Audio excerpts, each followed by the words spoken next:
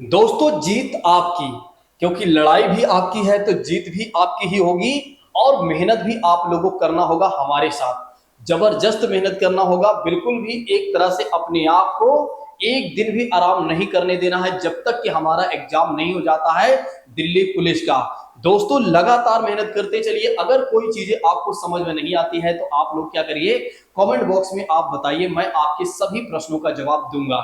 यहां पर एक और बात मैं कहना चाहूंगा, अगर आप लोगों ने हमें सपोर्ट दे दिया और जबरदस्त एक तरह से लोगों को शेयर कर दिया तो निश्चित तौर पर जब तक कि आपका एग्जाम नहीं हो जाता है तब तक मैं आप सभी लोगों को वीडियो देता रहूंगा और बहुत ही अच्छी वीडियो आपको देता रहूंगा, जिससे कि आप जो देखेंगे वो आपके एग्जाम में कहीं ना कहीं वहां से एक आध दो क्वेश्चन मिलेंगे मिलेंगे जरूर। चलिए आइए अब आगे बढ़ते हैं, बिना किसी और बात की चर्चा करते हुए सीधा आते हैं अपने टॉपिक पर। जैसा कि बात करते हैं कि रेगुलेटिंग एक्ट के बारे में हम बात करने वाले हैं, जो कि 1773 में रेगुलेटिंग एक्ट आया था ब्रिटिश सरकार के द्वारा। ब्रिटिश सरकार के द्वारा पहला ये एक्ट था दोस्तों, वो पहला एक्ट कौन सा था? Regulating act. कई बार हमारे एग्जाम में पूछा जाता है क्वेश्चन कि आप हमें ये बता दीजिए कि ब्रिटिश सरकार द्वारा कंपनी में सुधार और एक तरह से रेगुलेट करने के लिए पहला एक्ट कौन आया था? तो वो एक्ट आया था 1773 का रेगुलेटिंग एक्ट। इस एक्ट में तीन खास बातें हैं, इन तीनों खास बातों को आप लोग जरूर ध्यान रखिएगा, भूलिएगा नहीं। देखिए सबसे पहली बात करते हैं तो बंगाल के गवर्नर के पद को क्या कर दिया जाता है कि बंगाल में पहले क्या हुआ करता था दोस्तों, एक गवर्नर हुआ करता था। अब इसके पद में एक चेंजेस ला दिया गया और चेंजेस क्या होता है कि गवर्नर जनरल कर दिया जाता है। तो ये बातें जरूर ध्यान रखिएगा कि बंगाल की गवर्नर को क्या कर दिया जाता है, बंगाल की गवर्नर जनरल बना दिया जाता है। और बंगाल का पहला गवर्नर जनरल कौन बनता है? तो बंगाल का पहला गवर्नर जनरल दोस्तों बनता है वारेन हेस्टिंग्स से। तो ध्यान रखिएगा वारेन हेस्टिंग कौन होता है? तो ये बंगाल का पहला गवर्नर जनरल होता है। कई बार हमारे एग्जाम में प्रश्न बन जाता है कि आप हमें ये बता दीजिए कि बंगाल का पहला गवर्नर जनरल कौन था, बंगाल का पहला गवर्नर जनरल कौन था। तो अगर आप लोगों से अब कभी आपके एग्जाम में पूछा जाए तो आप बता दीजिएगा कि वारेन हेस्टिंग जो था वो बंगाल का पहला गवर्नर जनरल था। और किस एक्ट में ऐसा किया गया कि बंगाल के गवर्नर को क्या कर दिया जाता है, गवर्नर जनरल बना दिया जाता है? तो 1773 के रेगुलेटिंग एक्ट में ऐसा किया जाता है। ठीक है, चलिए ठीक है, चलिए नेक्स्ट बात करते हैं। इसी एक्ट के तहत यानी कि 1773 के रेगुलेटिंग एक्ट के तहत ही क्या किया जाता है, 1774 में दोस्तों, 1774 में क्या होता है कि बंगाल में यानी कि कलकत्ता में सुप्रीम कोर्ट की स्थापना की जाती है। तो ये बातें भी आप लोग जरूर ध्यान रखिएगा कि 1774 में क्या होता है कि एक तरह से बंगाल में यानी कि कोलकाता की बात करते हैं तो यहाँ पर एक सुप्रीम कोर्ट की स्थापना की जाती है। दोस्तों ये वाला भी क्वेश्चन पूछा जाता है। अगर आपसे पूछा जाता है कि कब इसकी स्थापना की गई तो आप क्या बताएंगे, 1774 बताएंगे। और ये पूछा जाता है किस एक्ट के तहत, किस एक्ट के तहत इसकी स्थापना की गई तो आप बताएंगे 1773 के रेगुलेटिंग एक्ट के तहत क्या किया जाता है कि सुप्रीम कोर्ट की स्थापना की जाती है दोस्तों। और कहां पर की जाती है? तो अगर ये पूछा जाता है कहां पर की जाती है तो आप क्या बताएंगे, बंगाल यानी कि कलकत्ता आप बताएंगे। चलिए इसी के साथ हम बढ़ते हैं आगे के पॉइंट पर। नेक्स्ट बात करते हैं चार्टर अधिनियम 1833 की बात करते हैं। तो जब चार्टर अधिनियम 1833 आता है तो यहाँ पर एक नया बदलाव किया जाता है। और नया बदलाव ये होता है कि जो बंगाल का गवर्नर जनरल होता है, जो बंगाल का गवर्नर जनरल होता है उसे क्या कर दिया जाता है कि अब वही बंगाल का बंगाल का जो गवर्नर जनरल होगा वो भारत का गवर्नर जनरल होगा। यानी कि कहने का मतलब ये है कि जैसे पहले केवल और केवल बंगाल का मतलब एक तरह से कोलकाता का ही वो गवर्नर जनरल हुआ करता था, लेकिन अब कहा जाता है जैसे कि राष्ट्रपति की बात कर सकते हैं कि भारत में क्या है कि राष्ट्रपति है और राष्ट्रपति पूरे देश के लिए है। उसी तरह से क्या कर दिया जाता है कि बंगाल के गवर्नर जनरल को क्या कर दिया जाता है कि भारत का गवर्नर जनरल बना दिया जाता है। और कब ऐसा किया जाता है तो 1833 के चार्टर अधिनियम में ऐसा किया जाता है। और ये वाला भी हमारे एग्जाम में क्वेश्चन बन चुका है कि किस एक्ट में बंगाल के गवर्नर जनरल को भारत का गवर्नर जनरल बना दिया जाता है। तो आप लोग जरूर ध्यान रखिएगा कि 1833 के चार्टर अधिनियम में ऐसा किया जाता है।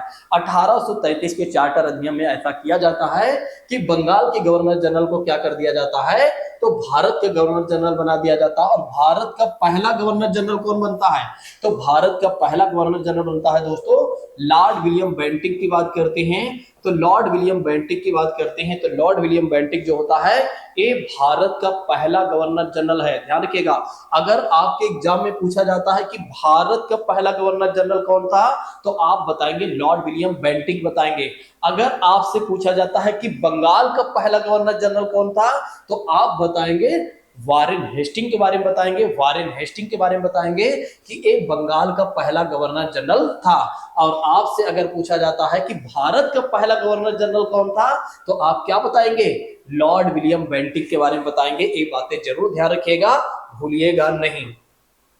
नेक्स्ट बात करते हैं, जब भारत सरकार अधिनियम 1858 आता है, और भारत सरकार अधिनियम कब 1858 आता है, जब क्या होता है 1857 की क्रांति को अंग्रेजों ने दबा दिया। तो अंग्रेजों को यह महसूस हो जाता है कि अब क्या होगा कि एक तरह से अगर भारत में शासन करना है तो ईस्ट इंडिया कंपनी के शासन को समाप्त करना है होगा और सीधे ब्रिटेन का शासन भारत पर करना होगा। और जिसकी वजह से क्या होता है कि 1800 भारत सरकार अधिनियम 1858 में दो काम किए जाते हैं। एक तो पहला काम की बात करते हैं तो ईस्ट इंडिया कंपनी के शासन को भारत में समाप्त कर दिया जाता है। तो ईस्ट इंडिया की बात करते हैं, ईस्ट इंडिया कंपनी के शासन को समाप्त कर दिया जाता है। तो ईस्ट इंडिया कंपनी के शासन को समाप्त कर दिया जाता है भारत में, और कब किया जाता है तो 1858 के अधिनियम में। तो भारत सरकार अधिनियम 1858 के अधिनियम में क्या किया जाता है कि कंपनी के शासन को समाप्त कर दिया जाता है और सीधा ब्रिटेन का शासन भारत पर कर दिया जाता है, यानी कि ब्रिटेन सीधे फिर शासन करना शुरू कर देता है। और ऐसे में अगर देखा जाए तो गवर्नर जनरल के पद में एक नया परिवर्तन किया जाता है, यानी कि इसके पद की प्रतिष्ठा को बढ़ाने के लिए क्या किया जाता है कि जो भारत का गवर्नर जनरल होता है अब उसे क्या कहा जाने लगेगा कि वायसराय कहा जाने लगेगा।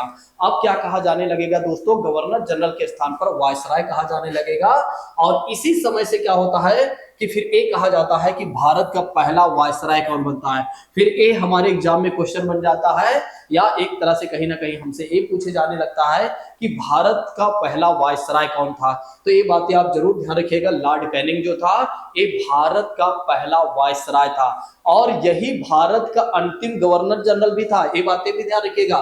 जब 1857 की क्रांति हुई थी दोस्तों, जब 1857 की क्रांति हुई थी किसके नेतृत्व में, तो मंगल पांडे जी के नेतृत्व में। मंगल पांडे के नेतृत्व में क्या हुआ था, सॉरी एक मिनट, मंडल मैंने लिख दिया। मंगल पांडे जी के बारे में बात करते हैं तो मंगल पांडे जी के नेतृत्व में जब 1857 की क्रांति की गई थी दोस्तों, तब क्या होता है कि इस समय भारत का गवर्नर जनरल कौन था तो लॉर्ड कैनिंग था। अगर आपके एग्जाम में पूछा जाता है कि भारत का अंतिम गवर्नर जनरल कौन था तो भी आप बताएंगे लॉर्ड कैनिंग के बारे में। और अगर आपसे पूछा जाता है कि भारत का पहला वायसराय कौन था तब भी आप बताएंगे लॉर्ड कैनिंग के बारे में। किसके बारे में बताएंगे आप लोग, लॉर्ड कैनिंग के बारे में बताएंगे। एक बातें जरूर ध्यान रखिएगा, भूलिएगा नहीं। तीन बातें आपको जरूर ध्यान रखना है, भूलना नहीं है। वे तीन बातें कौन कौन सी हैं, सबसे पहली बात आपको यह याद रखना है कि बंगाल का पहला गवर्नर जनरल कौन था तो आप बताएंगे वारेन हेस्टिंग के बारे में बताएंगे। अगर आपसे पूछा जाता है कि भारत का पहला गवर्नर जनरल कौन था तो वो लॉर्ड विलियम बेंटिक की बात करते हैं। और ऐसा कब किया जाता है, जब चार्टर अधिनियम 1833 आता है तो बंगाल के गवर्नर जनरल को क्या कर दिया जाता है, भारत का गवर्नर जनरल बना दिया जाता है। और जब आपके एग्जाम में ये पूछा जाए कि आप हमें ये बता दीजिए भारत का अंतिम गवर्नर जनरल और भारत का पहला वायसराय कौन था तो आप क्या बताएंगे, लॉर्ड कैनिंग के बारे में बताएंगे। किसके बारे में आप लोग बताएंगे, लॉर्ड कैनिंग के बारे में बताएंगे। ये बातें ध्यान रखेंगे, आप लोग भूलेंगे नहीं। और वायसराय कब बनाया जाता है, यानी कि भारत के गवर्नर जनरल को वायसराय की उपाधि कब दी जाती है तो जब भारत सरकार अधिनियम 1858 आता है दोस्तों, और इसके पहले 1857 की क्रांति होती है।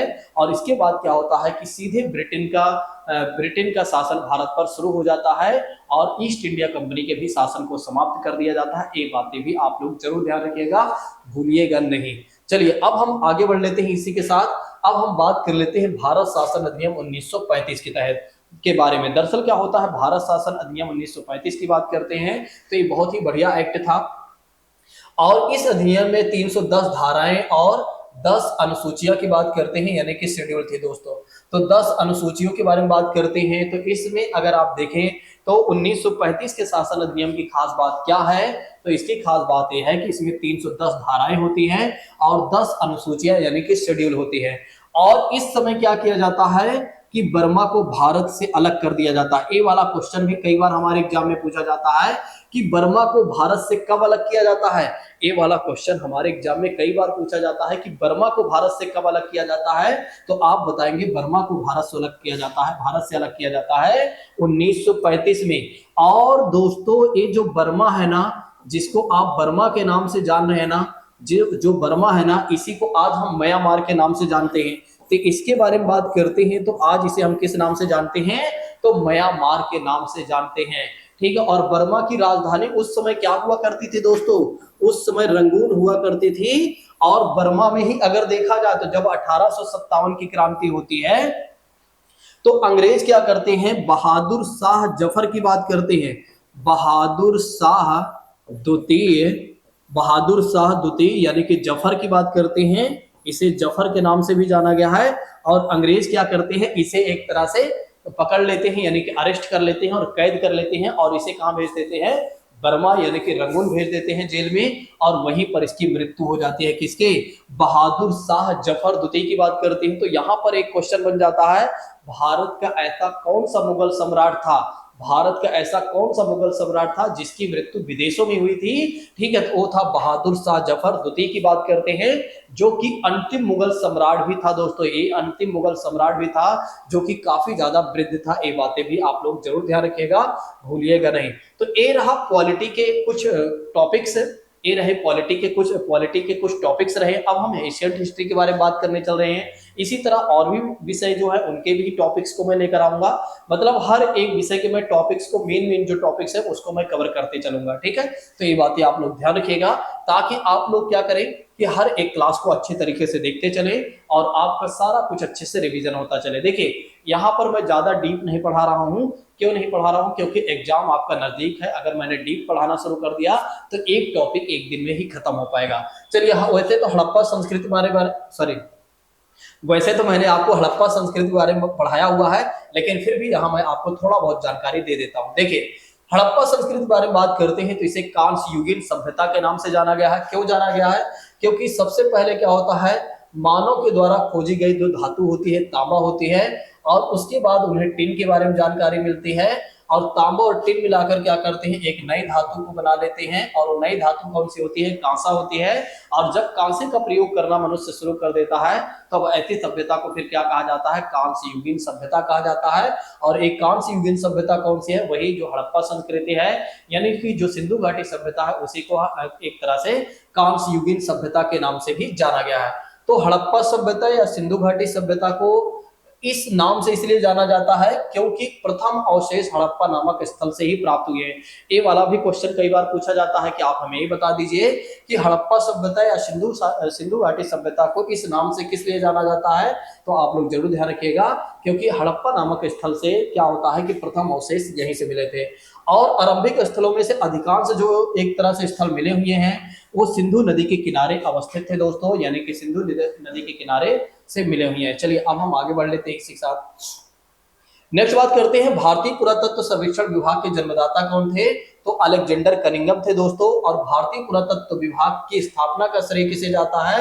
तो लॉर्ड कर्जन को जाता है। ये बातें भी आप लोग जरूर ध्यान रखिएगा। ठीक है, मैं थोड़ी थोड़ी जानकारी दे रहा हूं जो आपके एग्जाम से रिलेटेड है, इसलिए चीजों को देखते चलिए। ये मत सोचिए कि आप लोगों ने देखा हुआ है, ठीक है, आपको आता है, फिर भी आप देखते चलिए, आपका रिवीजन हो जाएगा और आगे मैं और चीजें बताने वाला हूं जो आपको नहीं पता होगा। तो ध्यान रखिएगा, भारतीय पुरातत्व सर्वेक्षण विभाग के जन्मदाता कौन माने जाते हैं? तो अलेक्जेंडर कनिंघम को माना जाता है। भारतीय पुरातत्व विभाग की स्थापना का श्रेय किसे जाता है? लॉर्ड कर्जन को जाता है। इसी के साथ हम बात कर लेते हैं सिंधु घाटी सभ्यता के काल के बारे में बात कर लेते हैं। तो सिंधु घाटी सभ्यता का काल जो है 2350 से लेकर 1750 तक माना जाता है। और ऐसा कौन कहता है? तो कार्बन डेटिंग पद्धति, तो कार्बन डेटिंग पद्धति ऐसी कहती है कि भैया देखो सिंधु घाटी सभ्यता का जो काल है दोस्तों वो है 2350 से लेकर 1750 तक। ये बातें भी आप लोग जरूर ध्यान रखिएगा, भूलिएगा नहीं। बड़ा स्पीड में मैं इसलिए पढ़ा रहा हूं ताकि आपको जल्दी से सारी चीजें रिवीजन हो जाएं और जब आप एग्जाम देने जाएं तो अपने आप को बिल्कुल फ्री फील महसूस करें। आप लोग वीडियो को शेयर करते चलिएगा, आप लोग वीडियो को शेयर करते चलिएगा, बिल्कुल भी नजरअंदाज मत कीजिएगा। अगर आप लोग वीडियो को ज्यादा से ज्यादा लोगों तक शेयर कर दिया और हमारे सपोर्ट में ज्यादा से ज्यादा लोग आ गए तो मैं गारंटी लेता हूं कि पूरे यूट्यूब पर धूम मचा दूंगा।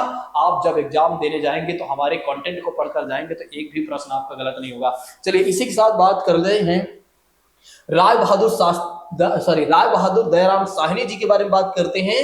तो इन्होंने क्या किया था, 1921 में हड़प्पा नामक स्थल की खोज किया था।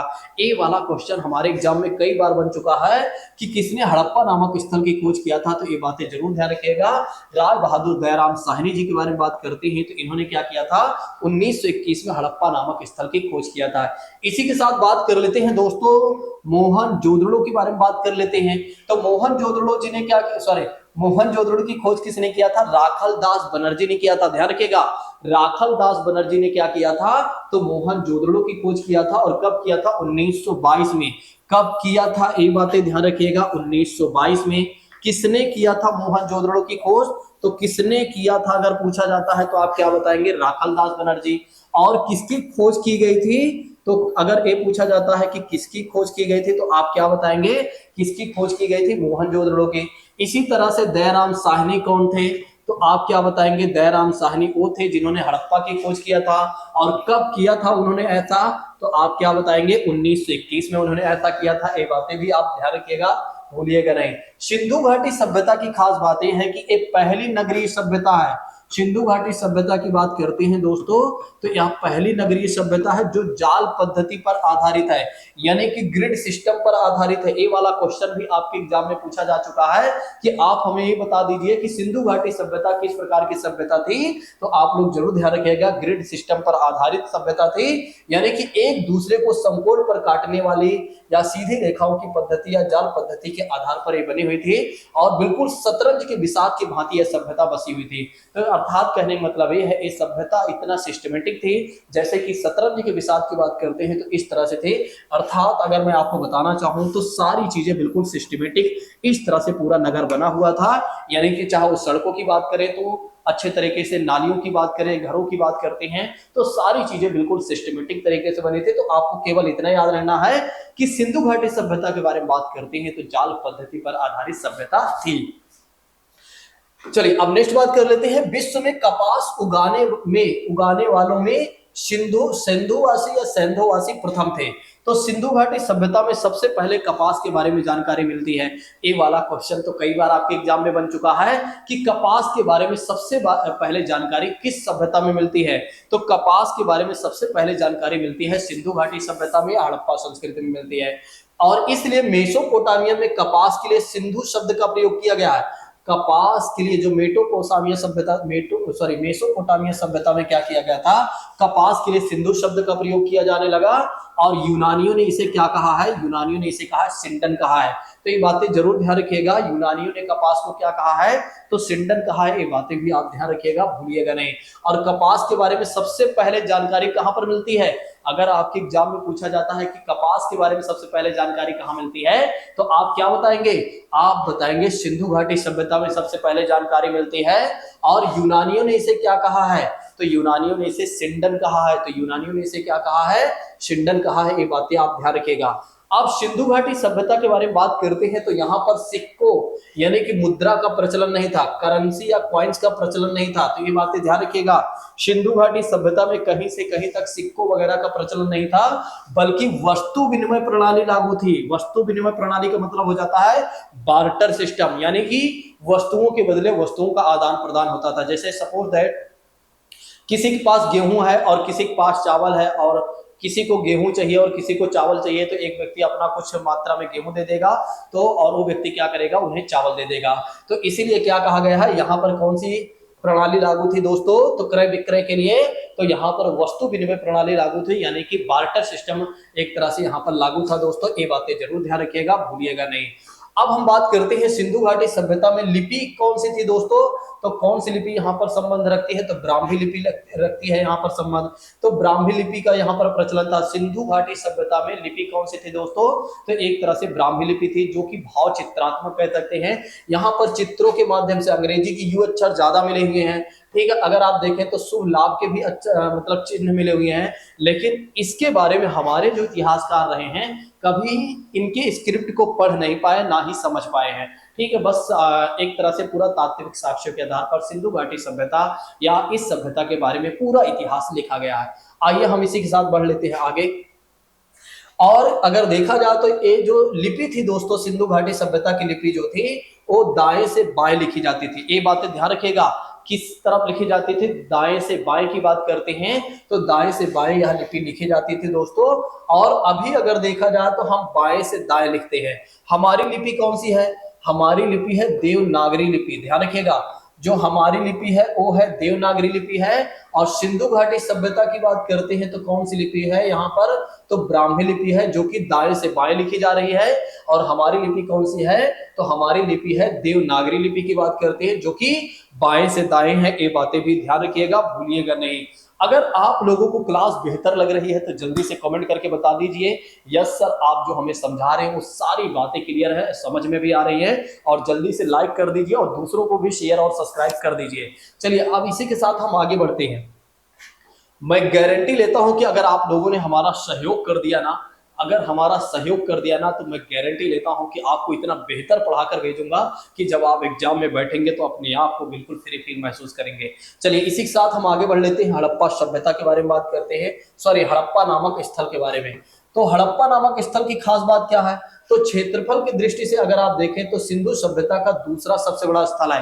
ये वाला क्वेश्चन तो कई बार आपके एग्जाम में बन चुका है कि क्षेत्रफल के दृष्टिकोण से सिंधु घाटी सभ्यता का दूसरा सबसे बड़ा स्थल कौन सा है, तो वो है हड़प्पा स्थल है। और यहाँ की खास बात यह है कि यहाँ से दुर्ग टीला को कब्रिस्तान R37 मिला हुआ है। तो यहाँ से दुर्ग टीला को क्या मिला हुआ, कब्रिस्तान R37 नाम दिया गया है, ठीक है। तो कब्रिस्तान का नाम क्या दिया गया है, R37 दिया गया है। ये वाला क्वेश्चन पूछा जा चुका है कि कब एक तरह से या किस समय में या किस स्थल पर क्या किया गया है, जो कब्रिस्तान मिला हुआ है, ठीक है, और उसे किस नाम से दिया गया है, तो R37 नाम दिया गया है। एक मूर्ति में स्त्री के गर्भ से निकला हुआ पौधा भी यहाँ दिखाया गया है। तो ये वाला भी क्वेश्चन पूछा जाता है कि कौन सा वो स्थल है जहां से क्या है कि एक स्त्री के गर्भ से निकला हुआ पौधा दिखाया गया है, तो वो हड़प्पा नामक स्थल से। कांसे की बैलगाड़ी यहाँ से प्राप्त हुई है दोस्तों। तो कांसे की बैलगाड़ी कहाँ से प्राप्त हुई है, कांसे की बैलगाड़ी का साक्ष्य कहाँ से मिला हुआ है, तो आप लोग जरूर ध्यान रखिएगा, हड़प्पा से मिला हुआ है। तो हड़प्पा से कांसे की बैलगाड़ी प्राप्त हुआ है। नेक्स्ट बात करते हैं, यहाँ पर अन्न भंडार भी मिले हुए हैं, यहाँ पर अन्न भंडार भी मिले हुए हैं, यानी कि अन्न रखने की जगह, अनाज रखने की जगह भी मिले हुए हैं। और कहाँ से मिले हुए हैं, हड़प्पा नामक स्थल से मिले हुए हैं। ये बातें भी आप लोग जरूर ध्यान रखिएगा, भूलिएगा नहीं। आइए अब बात कर लेते हैं मोहनजोदड़ो के बारे में, यानी कि अगले स्थल के बारे में। देखिए मोहनजोदड़ो का अर्थ हो जाता है प्रेतों का टीला। अगर आपसे पूछा जाता है कि मोहनजोदड़ो का अर्थ क्या हो जाता है, तो आप क्या बताएंगे, प्रेतों का टीला बताएंगे या मृतकों का टीला। अगर आपसे पूछा जाता है कि क्या मृतकों का टीला भी सही है क्या, तो बिल्कुल आप बता दीजिएगा, अरे बिल्कुल सही है। प्रवीण सर ने हमें पहले ही बताया हुआ है कि चाहे वो प्रेतों का टीला कहा जाए, चाहे वो मृतकों का टीला कहा जाए, दोनों का अर्थ एक ही है, मोहनजोदड़ो। यानी कि मोहनजोदड़ो का ही अर्थ है मृतकों का टीला या प्रेतों का टीला या भूतों का टीला। भूतों का टीला क्यों इसे कहा जा रहा है, क्योंकि मानव के कंकाल, मानव यानी कि नर के कंकाल यहाँ से ज्यादा मिले हुए हैं। मानव या नर की बात करते हैं, बात एक ही है, तो यहाँ पर ज्यादा एक तरह से कंकाल मिले हुए हैं, और जिसके वजह से क्या कहा गया, मोहनजोदड़ो को एक तरह से प्रेतों का टीला या मृतकों का टीला कहा गया है। नेक्स्ट बात करते हैं, सिंधु नदी के दाहिने तट पर यह स्थित था। तो ये बातें भी ध्यान रखिएगा, यह प्रमुख स्थल जो है सिंधु नदी के दाहिने तट पर स्थित था दोस्तों। और यह क्षेत्रफल की दृष्टि से सबसे बड़ा नगर है। क्षेत्रफल की दृष्टि से सबसे बड़ा नगर कौन सा है, मोहनजोदड़ो। अब आपको हमने पहले बताया हुआ है कि क्षेत्रफल की दृष्टि से दूसरा सबसे बड़ा जो एक तरह से स्थल है वो कौन सा है, हड़प्पा। तो पहला कौन सा है, मोहनजोदड़ो, दूसरा कौन सा है, हड़प्पा है। ये बातें भी आप लोग ध्यान रखिएगा, भूलिएगा नहीं। चलिए इसी के साथ हम आगे बढ़ लेते हैं। मोहनजोदड़ो से ही अगर आप देखेंगे विशाल स्नानागार मिला हुआ है, और इसका इस्तेमाल वे लोग कब करते थे, जब धार्मिक अनुष्ठान वगैरह यानी कि कह सकते हैं कोई विशेष दिन आता था तब वे लोग क्या करते थे, इसमें नहाते थे। और पशुपति शिव की मोहर भी मिली हुई है, तो ये बातें भी आप लोग जरूर ध्यान रखिएगा कि पशुपति शिव की मोहर कहां से मिली हुई है, तो मोहनजोदड़ो से ही मिली है। तो मोहनजोदड़ो की बात करते हैं या मोहनजोदाड़ो की बात करते हैं, तो मोहनजोदाड़ो की बात करते हैं तो यहाँ से एक तो विशाल स्नानागार मिला हुआ है, और साथ ही साथ अगर आप देखें तो पशुपति के शिव की मोहर भी मिली है। पशुपति शिव की मोहर कहां से मिली है, तो मोहनजोदड़ो से या मोहनजोदाड़ो से। और कांसे की बनी नर्तकी की मूर्ति, ये वाला भी क्वेश्चन पूछा जाता है, ये आप देख सकते हैं। कांसे की बनी नर्तकी मूर्ति कहां से मिली हुई है, तो कांसे की बनी हुई नर्तकी मूर्ति की बात करते हैं तो मोहनजोदड़ो से मिली है दोस्तों। ये बातें भी आप लोग ध्यान रखिएगा, भूलिएगा नहीं। फटाफट आप लोग क्या करते चलिए, लाइक सब्सक्राइब शेयर भी करते चलिए।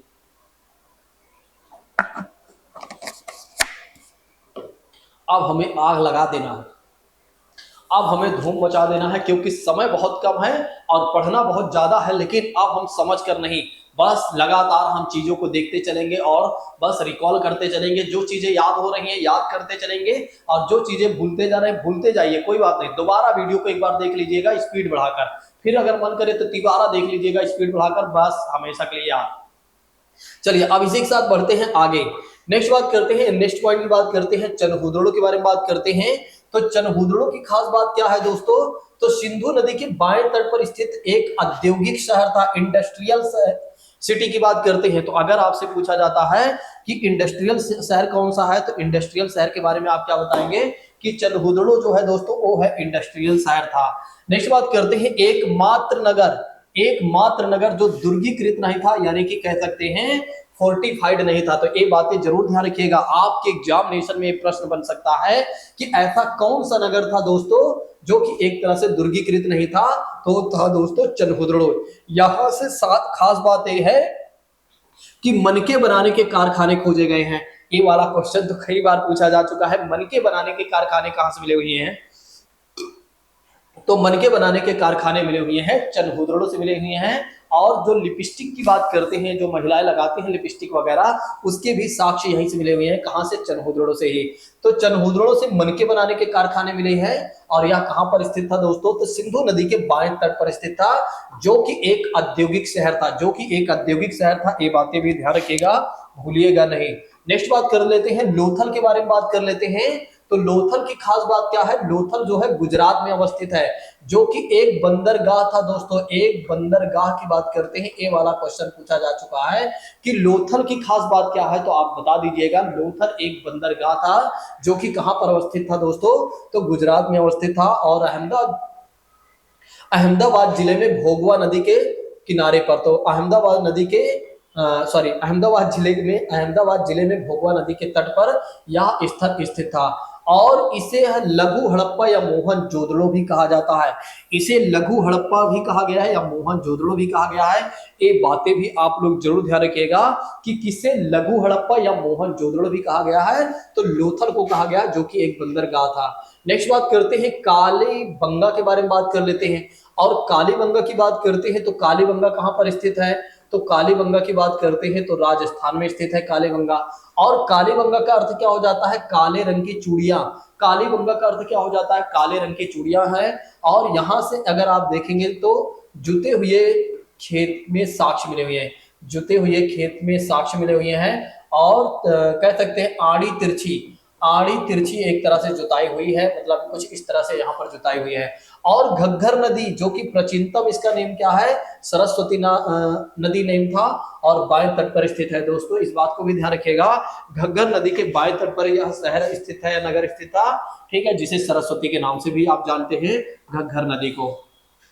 भूकंप के सबसे प्राचीनतम साक्ष्य यहीं से मिले। ये वाला क्वेश्चन आपके लिए उतना ही महत्वपूर्ण है जितना कि आपका एग्जाम महत्वपूर्ण है, क्योंकि यहां से क्वेश्चन बन सकता है कि भूकंप के प्राचीनतम साक्ष्य कहां से मिले हैं, तो भूकंप के प्राचीनतम साक्ष्य मिले हुए हैं कालीबंगा से मिले हुए हैं। तो भूकंप के प्राचीनतम साक्ष्य कहां से मिले हुए हैं, तो भूकंप के प्राचीनतम साक्ष्य मिले हुए हैं कालीबंगा से।